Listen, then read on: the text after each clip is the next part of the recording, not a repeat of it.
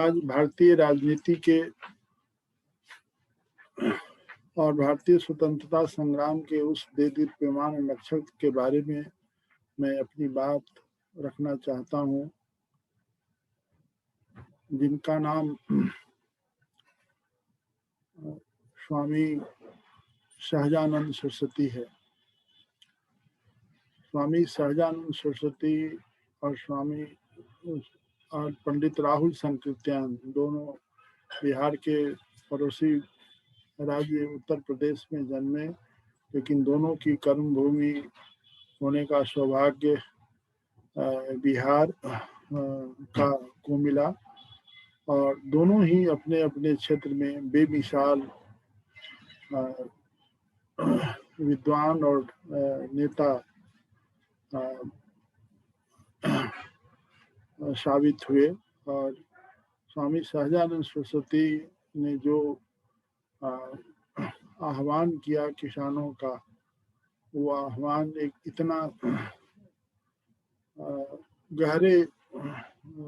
जब तक गया कि आज भी उसकी आवाज़ सुनाई पड़ती है। और आज भी जब कोई किसान आंदोलन होता है तो स्वामी जी को याद किया जाता है। स्वामी जी का जीवन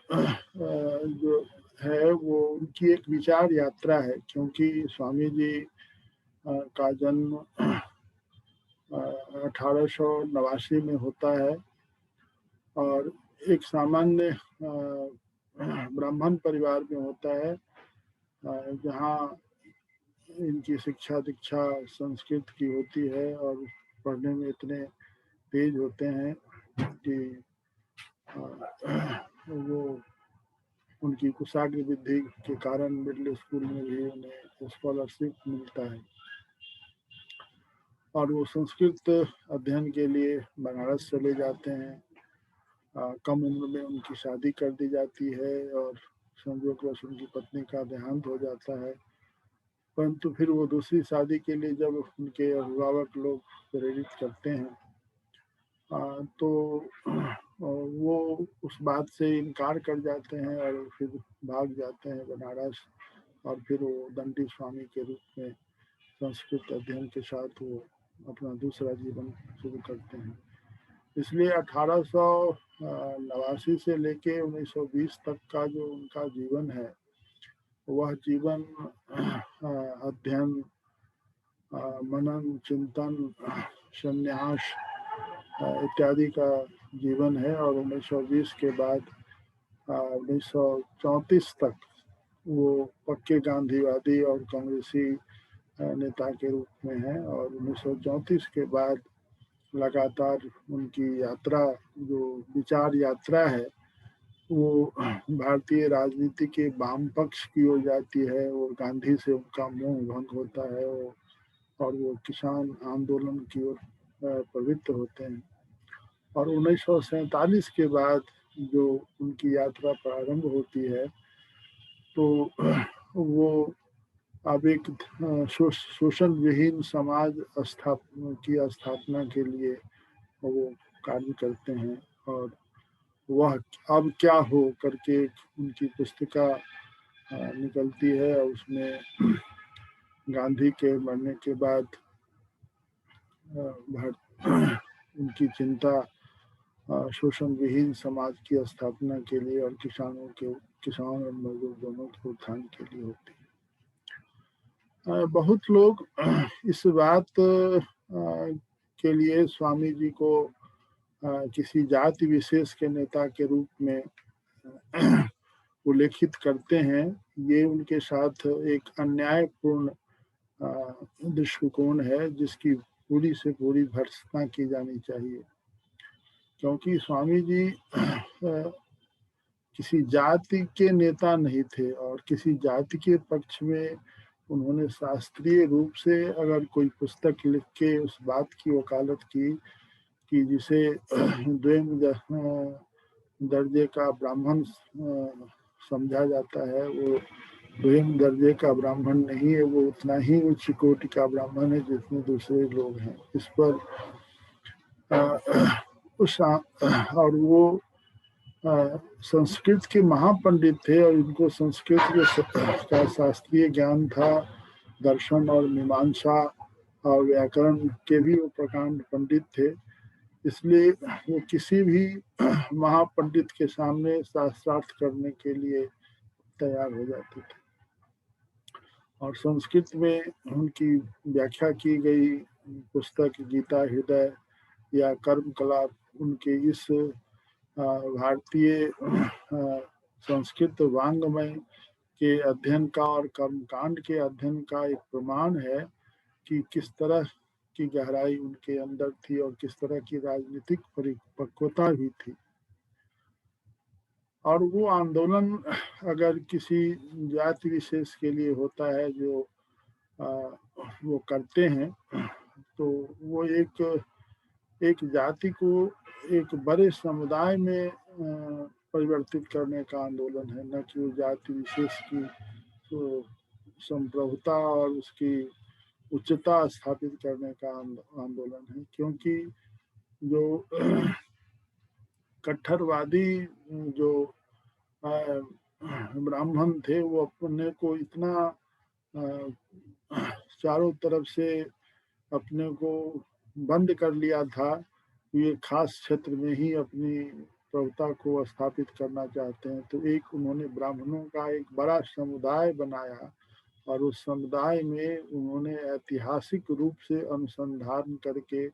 ब्रह्मर्षि वंश विस्तार नाम की पुस्तक लिखी, जिसमें अखिल भारतीय स्तर पर जितने तरह के ब्राह्मण है उनके कौन कौन से काम है, किस तरह के पेशे हैं, किस तरह का उनकी जेनोलॉजी है, इन सारी चीज़ों को एकत्रित करके वो पुस्तक उन्होंने तैयार की और पूरे भारतवर्ष से का दौरा करके अध्ययन करके उन्होंने एक किताब लिखी। और इस किताब के लिखने के पीछे भी एक पृष्ठभूमि है, क्योंकि दलसिंह सराय में किसी व्यक्ति ने ये बात उनसे कही थी कि आप संस्कृत में एक ऐसी पुस्तक लिख दीजिए जिसमें कि भूमिहारों को ब्राह्मण के रूप में दर्शाया जाए। और संस्कृत में लिखी गई पुस्तक कालांतर में, चूंकि संस्कृत देव भाषा थी और उसकी ऐसी भाषा के रूप में ऐसी प्रतिष्ठा थी कि उसको लोग प्रमाण के रूप में मानेंगे। लेकिन स्वामी जी तो सत्यनिष्ठ ठहरे, क्योंकि उनको इस बात के लिए उस की पीड़ा थी कि उन लोगों का वैवाहिक संबंध ब्राह्मणों से भी था, जो खास जाति एक खास उपजाति के रूप में जिसे द्विगामी कहा जाता है वो थे। लेकिन मुख्यतः उनका और जो संबंध था वो भूमिहार जातियों के बीच में था। तो उनको एक सामाजिक उपहास और सामाजिक मान्यता जो नहीं मिलती थी, उसके कारण उन्होंने अपनी पीड़ा उनके समक्ष रखी थी। तो गांधी तो ये तो सत्यवादी ठहरे, तपोनिष्ठ ब्रह्मचारी सन्यासी। उन्होंने कहा कि नहीं, मैं अनुसंधान करके इस पर कुछ ये पुस्तक तैयार करता हूँ। क्योंकि स्वयं भी जो स्वामी जी थे वो देवाग्राम, जो उत्तर प्रदेश के सीमावर्ती जिले में, बिहार के सीमावर्ती जिले में उनका घर हुआ था। वो जुझौतिया ब्राह्मण थे, लेकिन उनके पूर्वजों का संबंध बिहार ब्राह्मणों से भी था। तो उनके मन में एक विश्वास पहले से भी था कि ऐसा अगर ये ब्राह्मण नहीं होते तो हमारे कुल में लोग ऐसा उनके साथ शादी संबंध नहीं करते। दूसरी बात, जब ये दंडी स्वामी के रूप में गए तो फिर वहाँ इनकी ब्राह्मणों में भी इनकी नीची श्रेणी होने के कारण वहाँ भी इनके साथ भेदभाव किया जाने। तो ऐसी स्थिति में उन्होंने अनुसंधान और अनुशीलन करके उन्होंने ब्रह्मर्षि वंश विस्तार नामक पुस्तक लिखी, जिसका अनुवाद उस समय महापंडित महावीर प्रसाद द्विवेदी ने सरस्वती में किया था। और सरस्वती में उसकी भूरी भूरी प्रशंसा की थी और उन्होंने कहा था कि अनुसंधान की दृष्टि से और प्रमाण की दृष्टि से ये पुस्तक बहुत बेजोर है। तो इस तरह से उनकी ये पृष्ठभूमि तैयार हुई। दूसरी पृष्ठभूमि वहाँ भी इनकी तैयार हो गई कि क्योंकि महावीर प्रसाद द्विवेदी के द्वारा जो सरस्वती का प्रकाशन होता था, उस सरस्वती के प्रकाशन में किसानों की समस्याओं के बारे में वो काफी लेख छपा करते थे। और वहाँ उनके साथ जो नए नए लेखक तैयार होते थे, उनको भी वो प्रेरित करते थे, तुम किसानों के बारे में लिख के लाओ और सरस्वती में हम उसका प्रकाशन करेंगे। और कोई चीज़ नहीं मिलता है तो वहाँ का डिस्ट्रिक्ट गजेटियर तुम पढ़ो और वहाँ के बारे में समस्याओं को जानो और उनको लिखो। और उसी तरह उन्होंने संपत्ति शास्त्र नामक पुस्तक भी लिखी थी, जिसमें कि देश किस तरह से ये अंग्रेजों के चंगुल में फंसता जा रहा था और भूमि का स्वामित्व जो ये भूमि के मालिक थे उसका वो उसके मात्र वो किराएदार के रूप में रह गए थे। तो इन जिस जो ड्रेन थ्योरी दादा भाई नौरोजी ने लिखी थी और उसी चीज को उन्होंने संपत्ति शास्त्र नामक पुस्तक में इस चीज को लिखा था। अभी मनीषी विद्वान रामविलास शर्मा ने महावीर प्रसाद द्विवेदी और पुनर्जागरण नामक पुस्तक में महावीर प्रसाद द्विवेदी द्वारा लिखित पुस्तक संपत्ति शास्त्र के बारे में और सरस्वती के में उनके अवदानों के आधार पर ये चर्चा कर लिया है कि हिंदी क्षेत्र में जो पुनर्जागरण का जो कार्य प्रारंभ हुआ, वो पुनर्जागरण का कार्य बनारस से शुरू हुआ और उसका उस सरस्वती अंक का जो प्रचार था वो पूरे बिहार, उत्तर प्रदेश इत्यादि जगहों में होता था। और इसी तरह की कई कविताएं उन्होंने लिखी थी जिसका सरस्वती में प्रकाशन हुआ था। और बहुत सारे लेख महावीर प्रसाद द्विवेदी, क्योंकि उनके साथ जो सरस्वती के मालिक थे, उनका एक समझौता था कि कोई ब्रिटिश साम्राज्य के विरोध में कोई चीज नहीं लिखी जाए। इस वजह से वो गुमनाम होकर ऐसे सामाजिक चीजों के बारे में लिखते थे जिसके कारण वो समाज सुधार के लिए लिखी गई चीज वो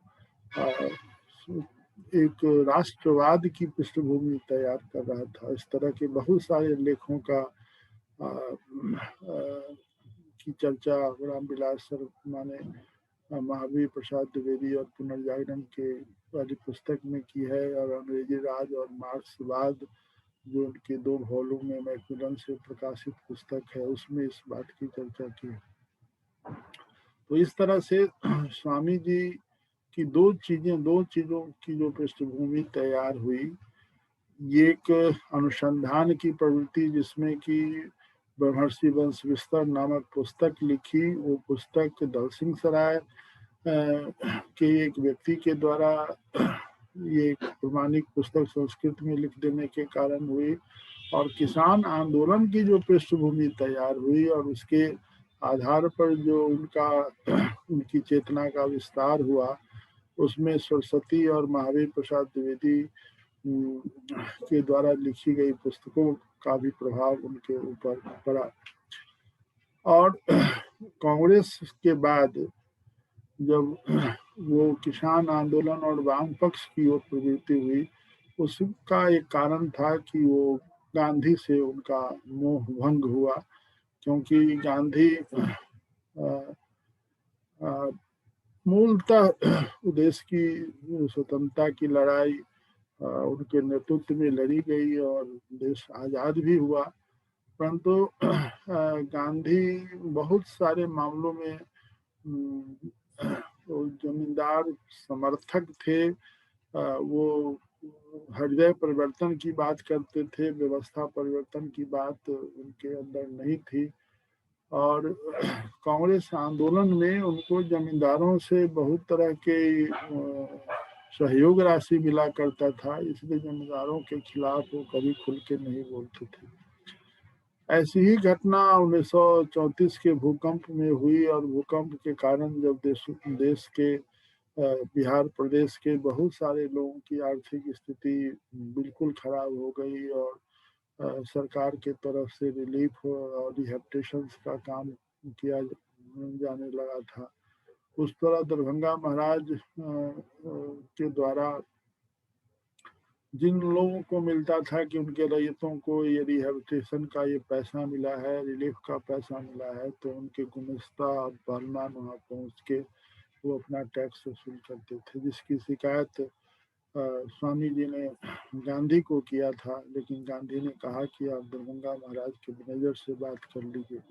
ये बात स्वामी को जी को बहुत अखरी, और वहाँ से उनका मोह भंग शुरू हुआ। फिर इसी के बाद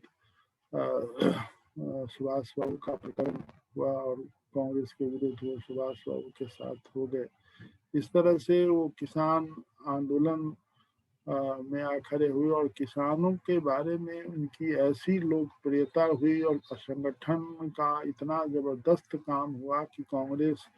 इस बात से थर्राने लगी। और उस पृष्ठभूमि में कांग्रेस ने प्रजापति मिश्र को खड़ा करके एक समानांतर किसान आंदोलन के नेतृत्व को पैदा किया, जो बहुत प्रभावकारी नहीं हुआ। परंतु श्री कृष्ण सिंह जो बहुत लंबे समय तक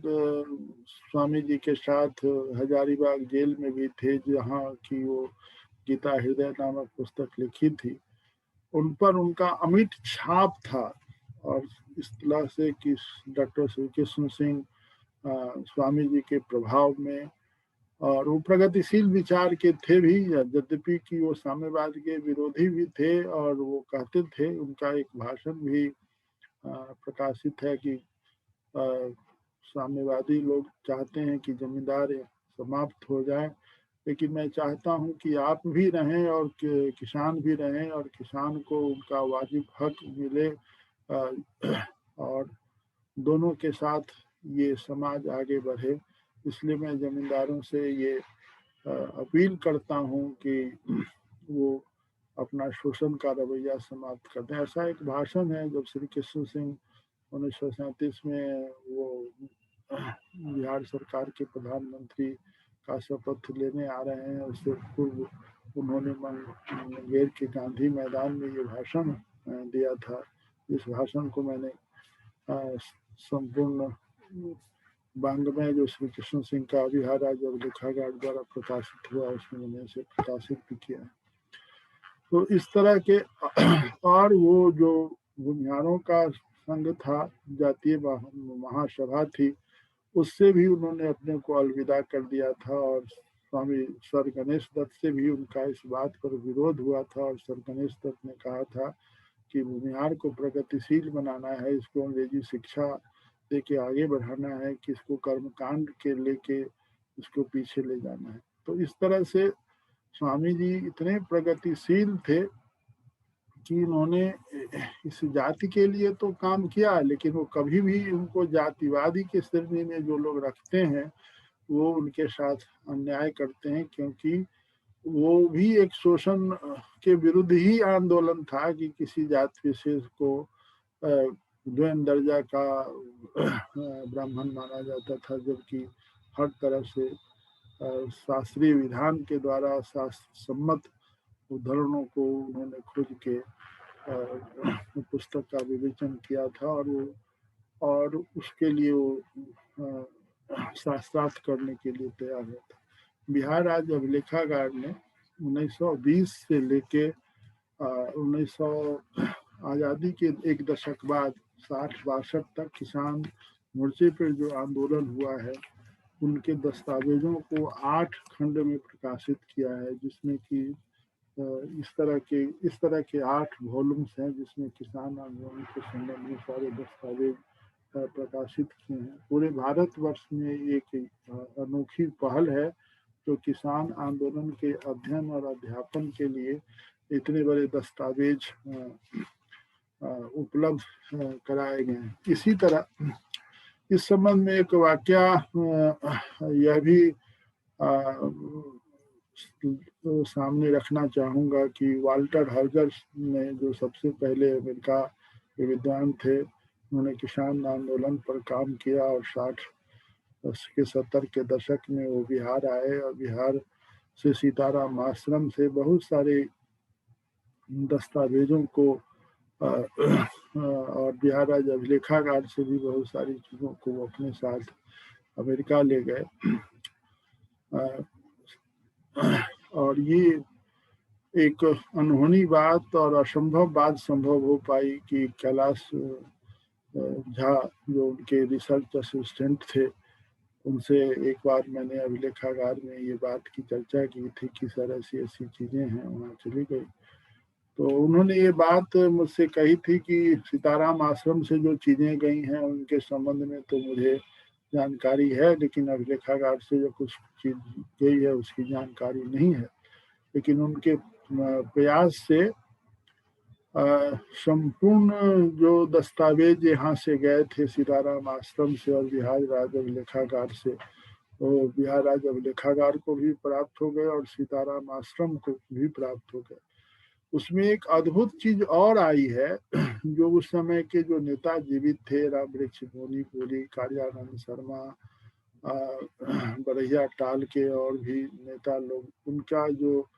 उन्होंने जो साक्षात्कार लिया था वो टेप अभी भी सुरक्षित है और उस तरह की बहुत सारी सामग्रियां हैं जो स्वामी जी के आंदोलन पर अद्भुत प्रकाश डालेगी। तो वह एक उपलब्धि हुई जिसका कि एक समारोह में डॉक्टर सत्यजीत के नेतृत्व में वो सारी चीज़ें बिहार राज्य अभिलेखागार को सौंपी गई और सीताराम आश्रम को स्वामी जी के सपने के अनुरूप एक किसान के विशाल केंद्र के रूप में उसको स्थापित किया जा रहा है,